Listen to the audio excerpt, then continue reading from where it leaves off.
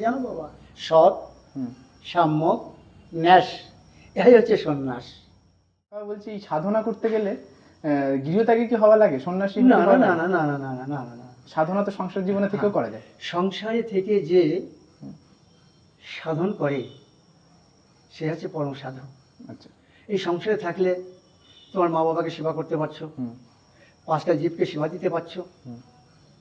এই জীব সেবা দিয়ে হচ্ছে পরম ধর্ম। তাই অনিত্যকে ত্যাগ আর নিত্যকে অবলম্বন করাই হলো জীব ধর্ম। আর ইহাই হলো শাশ্বত সনাতন ধর্মের। নমস্কার, আমি বিশ্বজিৎ। আর এই নিশিগপ্পের আসরের জন্য একটা ঘটনা কালেক্ট করতে আমি পৌঁছে গেছিলাম চৌবেড়িয়া মহাশ্মশানে, এবং একটি আশ্রম এই শ্মশানের পাশেই আছে। তো আমি যখন আশ্রমটা ঘুরে দেখছি এবং পেছন দিকটা কিছুটা আমি এগিয়ে গেলাম, দেখলাম সেখানে মানুষদের সব দাহ করার যে জায়গা, সেই জায়গা আমি ঘুরে দেখলাম। তারপরে আমি ফিরে আসলাম মায়ের যে একটা মন্দির, সেই মন্দিরে। সেখানে এসে দেখলাম এক সাধু বাবা বসে আছে, যার নাম শতদল গোস্বামী মহারাজ। উনি ছোট বয়স থেকেই সন্ন্যাস, এবং পুরো ভারতবর্ষ উনি ঘুরে দেখেছেন এবং সাধনাও করেছেন বহু বছর। ওনার পিতা, যাকে উনি পাগল বাবা বলছেন, তিনি ছিলেন ছোটোবেলার থেকে সন্ন্যাস। তো এই শতদল গোস্বামী মহারাজের কাছ থেকে তার জীবনী এবং তার বাবার অলৌকিক ঘটনা আমরা শুনেছি, সেটা আমরা তোমাদের জন্য রেকর্ড করেছি। তো তোমরা শোনো, কেমন লাগলো জানিও। বাবা, তো আমরা এই ইউটিউবের বিভিন্ন ভিডিও টিডিও করি, ধরুন আমরা তো অজ্ঞানী, আমাদের জ্ঞান খুবই কম। তো সেই জায়গায় দাঁড়িয়ে আমরা কিছু জানার চেষ্টা করি। তো আপনি যে এই মায়ের সাধনায় আছেন, কত বছর ধরে আছেন? আমি জন্মের থেকে এইখানে। আচ্ছা। কেমন, আমার পাগল বাবা, আমার বাবা 1946 সালে এই মহাশ্মশানে আশ্রম প্রতিষ্ঠা করেন। আচ্ছা। প্রতিষ্ঠা করার পর উনি এখান থেকে আশ্রম প্রতিষ্ঠা করার পর উনি ফিরে বাংলাদেশে চলে যান। আমাদের বাড়ি হচ্ছে লক্ষ্মী ভাষা। আচ্ছা। বাংলাদেশ যে লক্ষ্মী ভাষা, যশোরের মধ্যে আমাদের বংশটাই এই সাধনার লাইনে। আচ্ছা। লক্ষ্মী ভাষা যে মায়ের মন্দির আছে, এই মায়ের মন্দিরটা এই পাগলা বাবারই মায়ের মন্দির, আমাদের বংশের আর কি। আচ্ছা। তা আমার বাবাকে ওখানে বিবাহ দিল। তা বাবা বললো কি, যে দেখ আমি তো ছোটো থেকে সন্ন্যাস, তোরা তো আমাকে বিয়ে দিবি। তা বিয়ে দিলে একটা সন্তান হবে। তা সন্তানের যখন 3 দিন বয়স হবে, তখন সন্তানের মা মরে যাবে, তোরা আমাকে কোনো বিবাহ দিস না। তা উনি তো ছোটো থেকে সন্ন্যাসী, তো ওনার কথা কেউ রাখলেন না। আচ্ছা। না রাখার পর ওনাকে বিবাহ দিলেন। বিবাহ দেওয়ার পরে 1948 সালে আমার জন্ম হয়। তো 1948 সালে যখন আমার জন্ম হলো, সত্যি 3 দিন বয়সে আমার মা মারা যায়। মা মারা গেলে আমার বাবা মায়ের সৎ কাজ করে আমাকে একটা ঝুড়িতে করে এইখানে নিয়ে আসে। আচ্ছা। এইখানে যখন আনলো, আস্তে আস্তে আমার বাবা ওই দুধ ঝিনিক করে খাওয়াতো, ওই দুধ খাওয়াতো, এইভাবে করে করে আমাকে বড় করেছে। আর তখন থেকেই আমার বাবা আমাকে সন্ন্যাস লাইনে আস্তে আস্তে নিয়ে যাচ্ছে। এখন ছোট থেকে আমি এই মায়ের এখানে আছি। আমার বাবা কী করতেন, সন্ন্যাসী মানুষ ছিলেন, তো উনি আমাকে এই মন্দিরে শোয়াই রেখে ভিক্ষা করতে যেত। উনি মাদুগিরি না করে, মাদুগিরি করে যে মাদুগিরি যে আমার তন্ডুল পাবে, তাই দিয়ে মায়ের ভোগ দিয়ে নিজে সেবা করতেন। আচ্ছা। এভাবে আমি ধীরে ধীরে বড় হলাম। বড় হওয়ার পরে আমি মাতৃ সাধনায় ব্রতী হলাম। যখন আমার ভালো জ্ঞান হলো, 12 বছর বয়স যখন আমার হলো, তখন আমি মাতৃ সাধনায় ব্রতী হলাম। আমি তখন থেকেই আমি মায়ের পূজা দিচ্ছি, আর মায়ের চরণে আমি ফুল অর্পণ করে আসছি। দেখা যাচ্ছে কি, কেন করে এইগুলো, এই মানবদেহ, এই মানবদেহকে চালাতে হলে এই মানবদেহের মর্ম জানতে হবে। আমি যদি জনম ভরে ঘুরে বেড়াই, আমি কিন্তু সেই অমৃতের সন্ধান পাবো না। পাবো না, অমৃতের সন্ধান পাবো না। তাই অমৃতের সন্ধানের জন্য আমি এই মহাশ্মশানে, এই আশ্রমে আমি আছি, এখনো আছি আশ্রমে। আমি ওই ছোট থেকেই এখনো পর্যন্ত এখানে? আমি এখানে আছি। তা আমি মায়ের এই ভজন সাধনের মধ্য দিয়েই আমি চলি। এই আশ্রমে কোনো সঞ্চয় নেই, আবার কোনো অভাবও নেই। এমনই একটা আশ্রম এটা। তুমি দেখছো এখানে কিছু নেই, তুমি 500, 200 লোক নিয়ে এসো, ভক্ত নিয়ে এসো, তাদের সেবা হয়ে যাচ্ছে। কীভাবে হয়ে যায় আমি নিজেই জানি না, আচ্ছা। ঠিক এইভাবে হয়ে যায় কিন্তু এটা। আর এইখানে আমার মা সত্য, হুম এই দেখছো না মায়ের গায়ে যত গহনা আছে না, হুম সব ভক্তরা দান করেছে। আচ্ছা। হ্যাঁ, আমার মা বাস্তব। হয়তো অনেকে বিশ্বাস করে না হুম। যে মাটির প্রতিমা কি কথা বলে, পাথরের প্রতিমা কি কথা বলে। হ্যাঁ বলে বাবা, কিন্তু তাকে জাগাতে হবে। যেমন এই দেহের মাঝে 6টা রিপু আছে, হুম 7টা তালা আছে, 9টা দ্বার আছে, 10টা ইন্দ্রিয় আছে, 3টি গুণ আছে। এইগুলোকে সামঞ্জস্য রেখে যে একবার মনকে জয় করতে পেরেছে, মন তার কাছে পরম বন্ধু। আর যে মনকে জয় করতে পারেনি, মন তার কাছে পরম শত্রু। তাহলে মনকে জয় করতে হলে কী করতে হবে? ত্যাগ করতে হবে। ত্যাগ ছাড়া কিছু হয় না। ত্যাগ না করলে কোনো বস্তু মেলে না। যেমন দেশ না ছাড়লে, হুম বেশ না ছাড়লে দেশ মেলে না, আর দেশ না ছাড়লে বেশ মেলে না। তদ্রূপ এই ভজন সাধনটা একগ্রতা হয়ে এই মনটাকে ঠিক করে যদি ভজন সাধন করা যায়, নিশ্চয়ই আমার মা তাকে কৃপা করেন। হ্যাঁ, এই দেখছো পাথরের প্রতিমা, হুম ওই দেখো পিতলের প্রতিমা, ঠিক আছে, এই যা কিছু দেখছো না, সব ভক্তদের দান। যারা এখানে এসে যাহা কিছু মানসিক করে বা যাহা কামনা করে, আমার মা তার মনের বাসনা পূর্ণ করে। বাবা বলছি, এই সাধনা করতে গেলে গৃহত্যাগী কি হওয়া লাগে, সন্ন্যাসী না হওয়া না লাগে? না না না না না না না না। সাধনা তো সংসার জীবনে থেকেও করা যায়। সংসারে থেকে যে সাধন করে সে হচ্ছে পরম সাধক। আচ্ছা। এই সংসারে থাকলে তোমার মা বাবাকে সেবা করতে পারছো, হুম 5টা জীবকে সেবা দিতে পারছো। হুম এই জীব সেবা দিয়ে যাচ্ছে পরম ধর্ম। তাই অনিত্যকে ত্যাগ আর নিত্যকে অবলম্বন করাই হলো জীব ধর্ম। আর ইহাই হলো শাশ্বত সনাতন ধর্মের মূল কথা। তুমি সংসারে থেকে অনিত্যকে ত্যাগ করো, নিত্য বস্তু ধারণ করো। অনিত্য কি?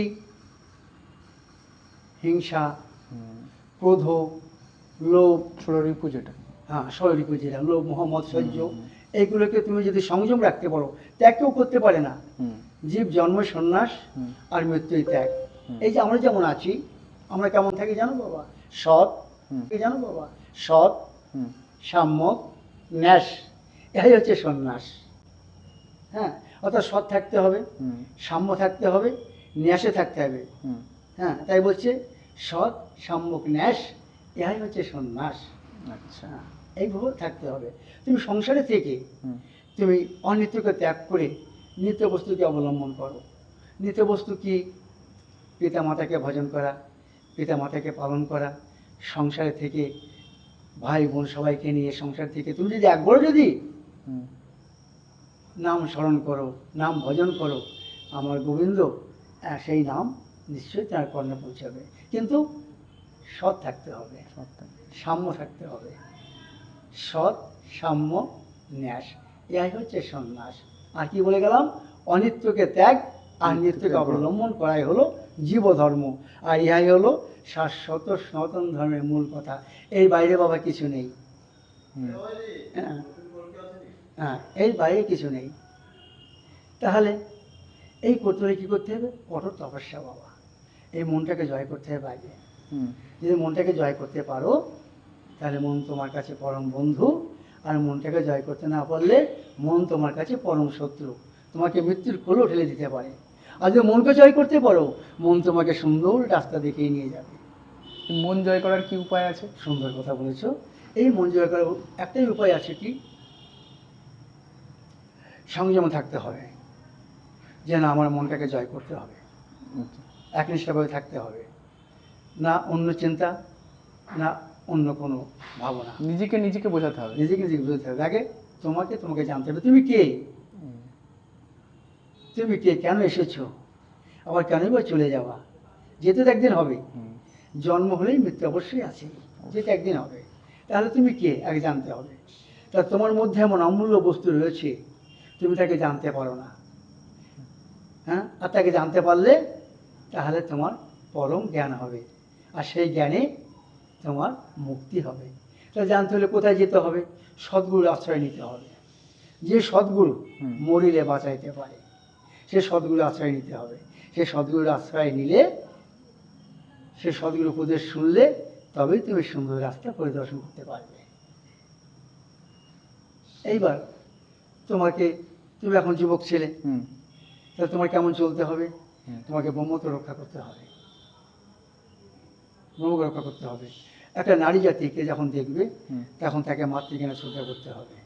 যে গুণ সমতুল্য তাকে গুণের মধ্যে সমতুল্য করতে হবে। চরিত্র ঠিক করতে হবে। হ্যাঁ, যেজন রাখে চরিত্র ঠিক, হ্যাঁ, সে হচ্ছে চরিত্র ঠিক অটল নিরিখ, সেই সে হয় বাপের বেটা বিচক্ষণ। তুমি চরিত্র ঠিক যদি থাকতে পারো, যদি এক নিরিখে থাকতে পারো, তাহলে তুমি হবে বাপের বেটা বিচক্ষণ, অর্থাৎ তোমার উপরে আর কেউ নেই। তাই কি বলছেন? সবার উপরে মনুষ্যত্ব, তার উপরে কিছু নাই। তাই তোমাকে সত্য হতে হবে, সত্য জ্ঞানে অবস্থিত হতে হবে। আর এই সত্য জ্ঞানে অবস্থিত হতে হলে কী করতে হবে? এই দেহের সমস্ত কেলানিগুলো দূরীভূত করে দিয়ে এক নিরিখে থাকতে হবে। মাছরাঙা পাখি দেখেছো বাবা? মাছরাঙা পাখি দেখো এক নিরিখে থাকে, থাকে না? কখন শিকার করে, কখন শিকার করবে। আর যখন শিকারে যায় তার কিন্তু মিট যায় না। হ্যাঁ, তদ্রূপ আমাদের মানব। হ্যাঁ, তাই মানব দেহকে কেমনভাবে চালাতে হয়? সুন্দরভাবে চালাতে হয়। আর মানব দেহকে চালাতে না জানে তার দুঃখের কোনো শেষ নাই। তাই বলছেন যে মানব দেহকে যত্ন করো। তুমি জানো তুমি কে, কেন এসেছো, কেনই বা চলে যাবে। তাই মানব দেহকে তোমাকে জানতে হবে, বুঝতে হবে।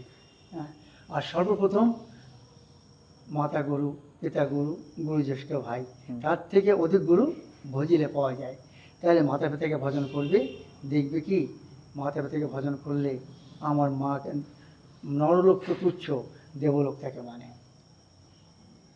মা বাবা এমনই বস্তু। হ্যাঁ, তাই মা বাবাকে কখনো অবহেলা করো না। এই যে আমার বাবা আমাকে বড় করেছে, আমার বাবা 108 বছর দেহ রেখেছে।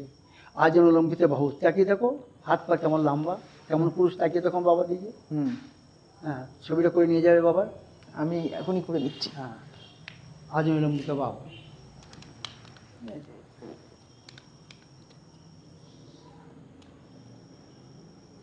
এটাই আপনার বাবা? আমার বাবা। আর ইনি আপনার হওয়ার আগে 3 দিন আগে, মানে বিয়ের আগে ভবিষ্যৎবাণী করেছিল 3 দিন? হ্যাঁ, ভবিষ্যৎবাণী করেছিল। হ্যাঁ, ইনি তো সিদ্ধ পুরুষ। হ্যাঁ,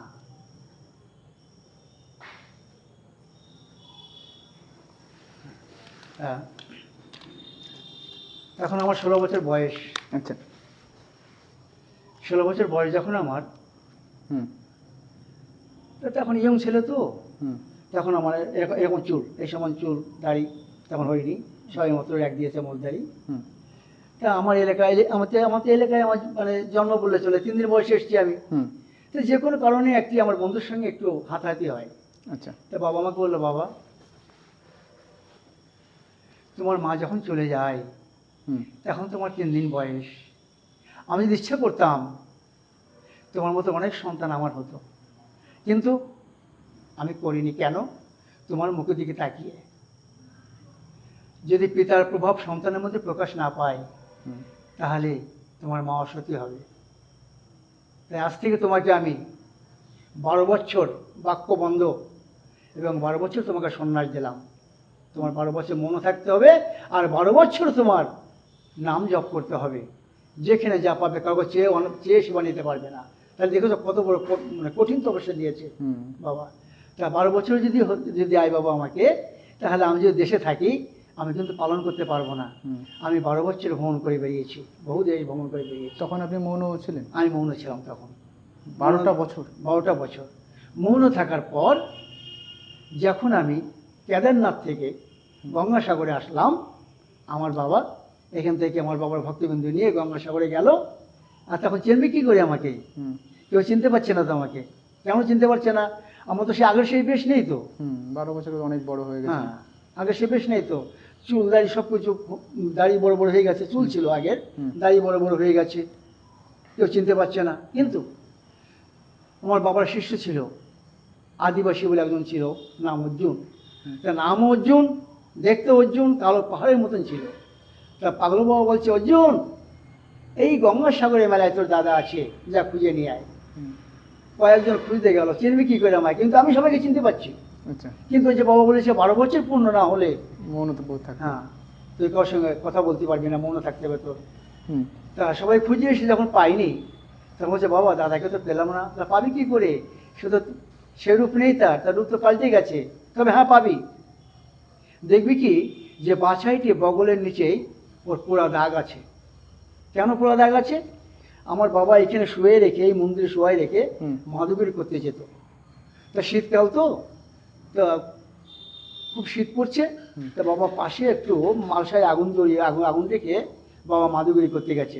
কিন্তু আমি ওই গড়াগড়ি করতে করতে কিন্তু এই মালসারের কাছে চলে গেছি, ওই আগুনই আমাকে এখানে পুড়ে গেছিল। আচ্ছা, ঠিক আছে, তা দেখবি যে এখানেও পুরো দাগ আছে। আর দেখবি কি যে দুই আঙুলের, দুই পায়ে দুই আঙুল, কের আঙুলের উপরে দুই আঙুল উঁচু আছে। এই যাকে দেখবি তাকে ধরে নিয়ে আসবি। হ্যাঁ, এইবার সবাই খুঁজে বেড়াচ্ছে। তা আমি গঙ্গাসাগর কপিলমুনির মন্দিরের দিকে মাথা দিয়ে আমি শুয়ে আছি, ঝোলা মাথায় দিয়ে।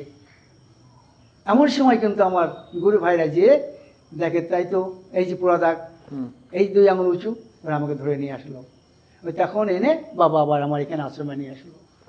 হ্যাঁ, তা বাবা এইভাবে আমি তপস্যা করে আজকে আমি মায়ের এখানে আছি। আর মায়ের এখানে যে যা মানুষই করে তার মনে বাসনা পূর্ণ হয়। আচ্ছা, হ্যাঁ, কিন্তু ভক্তি, ভক্তি লাগবে। যদি কেউ ভক্তি করে আমার মাকে ডাকে, আমার মা তাকে দর্শন দেয়। আমার এমনই মা। এই মহাশ্মশানে মরা মানুষ ভালো হয়েছে, যার মরা ফুল গাছে ফুল ধরেছে, অনেক প্রমাণ আছে এখানে, অনেক প্রমাণ আছে। এইবার বাবা চলে গেলে আমার তো গুরু ঘরে বসতে হবে। হুম, তাহলে গুরু ঘরে বসলে আমাদের হাত এমন করার অভ্যাস নেই, হুম, আমরা এমন করব। অর্থাৎ আমার লক্ষ্মী ভাষার জমিদার বাড়ির সন্তান, তাই আমরা হাত এমন করব, আমরা এমনটি করব না। যদি কোনো ভক্ত আমাদের খুশি হয়ে কিছু দেয় আমরা সেটা গ্রহণ করতে পারি, কিন্তু আমরা চেয়ে নিতে পারবো না, এত বড় কঠিন আমাদের কাছে। হুম, ঠিক আছে, তখন আমি কি করলাম, যে আমি যখন ভক্তদের কাছে কিছু চাইতে পারবো না, আমাদের চলতে হবে, আশ্রম চালাতে হবে, তখন আমি আয়ুর্বেদ পড়াশোনা করলাম, আয়ুর্বেদ লাইনে আমি প্র্যাকটিস করলাম। আয়ুর্বেদ প্র্যাকটিস করে হুম, আমি আয়ুর্বেদ চিকিৎসা করি। এখানে যে আসে সে মুক্তি পায়, তার মঙ্গল হয়। ওই বাইরে যেটা আপনার দেখলাম ওটা আপনারই। হ্যাঁ হ্যাঁ, আচ্ছা, আমার ডিসপেন্সারি, আচ্ছা। আমার আয়ুর্বেদ ঘর। তো এইখানে যে আসে তার মুক্তি হয়। জয় জয় শ্রী গুরু প্রেমানন্দে হরি হরি বল মন। জয় সদ্গুরীশ্বরং শিবানন্দায় নমো। বাবা আপনি তন্ত্র বিশ্বাস করেন না?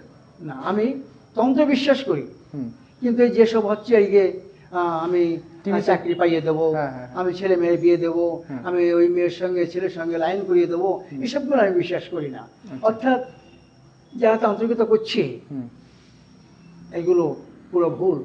তন্ত্র ধারণের কথা হচ্ছে কি ধারণ করা, হুম, ধারণ করা। যেমন কেমন, এই যে আমাদের মাতৃস্তবুদ আছে, ঔম নমশ্চন্ডিকায়ং জয়তং দেবী চামুণ্ডী জয় ভূতাপহারিণী সর্বগতে কালরাত্রি নমস্তুতে জয়ন্তি মঙ্গলা কালী ভদ্রা কালী কপালিনী কমলাত্রী দুর্গা শিবা সাহা সুধা নমস্তুতে। আমি এইগুলোকে বিশ্বাস করি, মাতৃসমনাকে বিশ্বাস করি, এই তন্ত্রকে বিশ্বাস করি, কিন্তু ওই তন্ত্রকে আমি বিশ্বাস করি না।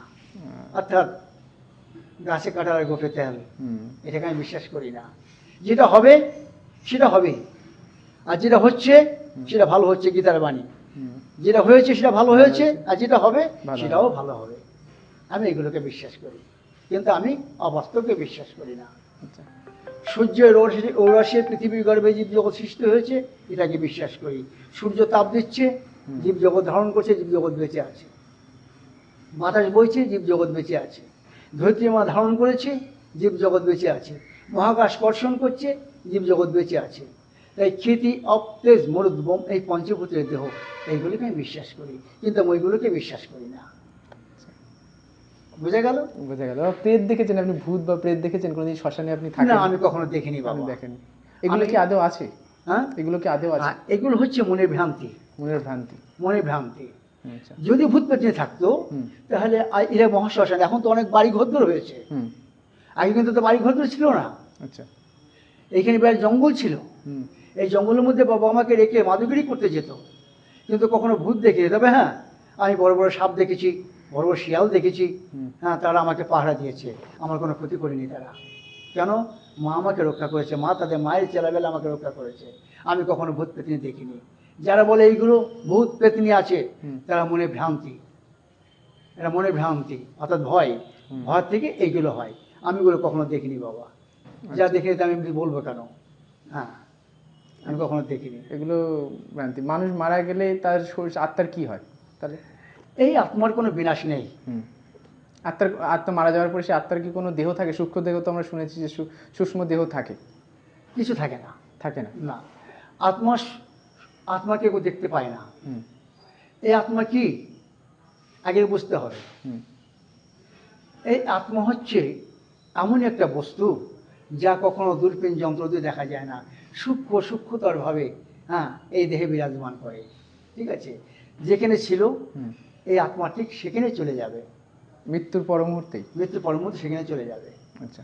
সেখানে যে আবার এই পঞ্চভূতের সঙ্গে লিঙ্ক হয়ে যাবে, লিঙ্ক হয়ে যাবে। আবার যখন তার সময় হবে হুম প্রকৃতির নিয়মে ঠিক আবার জন্মগ্রহণ করবে। কর্ম অনুসারে, কর্ম অনুসারে মনুষ্য ঘরে জন্মগ্রহণ করতে পারে, কর্ম অনুসারে ভালো জ্ঞানী গুণীর ঘরে জন্মগ্রহণ করতে পারে, কর্ম অনুসারে ভালো পণ্ডিত ঘরে জন্মগ্রহণ করতে পারে, কর্ম অনুসারে ভালো ব্রাহ্মণের ঘরে জন্মগ্রহণ করতে পারে, কর্ম অনুসারে ভালো জমিদারের ঘরে জন্মগ্রহণ করতে পারে। আবার কর্ম অনুসারে হ্যাঁ আমি একজন জানি না কি কর্ম করেছি, আমি একজন ভাগ্যবান, আজকে আমি এই মহাপুরুষের ঘরে জন্মগ্রহণ করেছি, তাই আজকে এই মহাপুরুষের জন্য আজকে আমি এই মাতৃ ভজন আর এই মহাপুরুষের ভজন করার সুযোগ পেয়েছি। হ্যাঁ এবার হ্যাঁ। আপনি বললেন কর্মফল, হ্যাঁ তাহলে আমরা এখন যে জন্মেছি হ্যাঁ, পূর্বজন্মের কর্মের ফল ভুগছি, কর্ম করছি। অবশ্যই অবশ্যই। তো ওই কর্ম ভোগ করতে করতে মানে এই জন্মে আবার যা কর্ম করবো তার পরের জন্মে। অতি উত্তম কথা বলেছো। সংক্ষেপে বলছি, হুম ধ্রুব মহারাজ, হুম ভাগবত আলোচনা করি। হ্যাঁ ধ্রুব মহারাজ তিনি 5 বছরে ভগবানকে পেয়েছিল বাবা। হুম ধ্রুব মহারাজ পেয়েছিল, ভক্ত প্রহ্লাদ পেয়েছিল। তা 5 বছরে ভগবানের কৃপা পেয়েছে বলে ধ্রুবর মনে অহংকার হলো। হুম তা ধ্রুব ডেকে বলছে, ভগবান দেখলো তো, এই 5 বছর বয়সে তোমার কৃপা কেউ পায়নি, একমাত্র আমি ধ্রুব মহারাজ পেয়েছি। এই শুনে ভগবানের মনে একটু কেমন হলো, যে ধ্রুবর মধ্যে অহংকার জেগেছে। ভগবানও সব সহ্য করতে পারে বাবা, হুম অহংকার কিন্তু অহংকার সহ্য করতে পারে না। আর কি সহ্য করতে পারে না? ভক্ত দুই নয়নের জল। জল সহ্য করতে পারে না। তখন ভগবান কিছু না বলে চলে গেল। পরের দিন সকাল হতে এসে ধ্রুব মহারাজের হাতখানা ধরেছে, ধ্রুব চলো, চলো ধ্রুব চলো, আমার সঙ্গে চলো। প্রভু তুমি সকাল সকাল আমাকে কোথায় নিয়ে যাবে? তো চলো না ধ্রুব আমার সঙ্গে। তো ধ্রুবকে নিয়ে একটি পাহাড়ের কাছে গেছে। বলছে, ধ্রুব এই পাহাড়টি দেখতে পাচ্ছ? তাহলে প্রভু তুমি সকাল সকাল আমাকে পাহাড় দেখাতে নিয়ে এলে। না ধ্রুব, এই যে পাহাড়টি দেখছো, এই পাহাড়টি কোনো ইট বালির পাহাড় নয়, এই পাহাড়টি কোনো মাটির পাহাড় নয়, এই পাহাড়টি কোনো পাথরের পাহাড় নয়। ধ্রুব তুমি একবার ওই পাহাড়ে যেয়ে কান পেতে দেখো তো। তা ধ্রুব ওই পাহাড়ে যেয়ে কান পেতেছে। যখন কান পেতেছে তখন শুনতে পাচ্ছে কৃষ্ণ কৃষ্ণ কৃষ্ণ ধ্বনি হচ্ছে। প্রভু এত বড় কোন ভক্ত যে আজকে পাহাড়ের মধ্যে থেকে তোমার নাম গুণ কীর্তন করছে? তা ধ্রুব এই ভক্তটি অন্য কেউ নয়। এই ভক্তটি কে জানো? এই ভক্তটি একমাত্র তুমি। আমি আমি তো তোমার পাশে দাঁড়িয়ে আছি। তা না ধ্রুব, তুমি বললে না 5 বছর বয়সে তুমি আমার কৃপা পেয়েছো?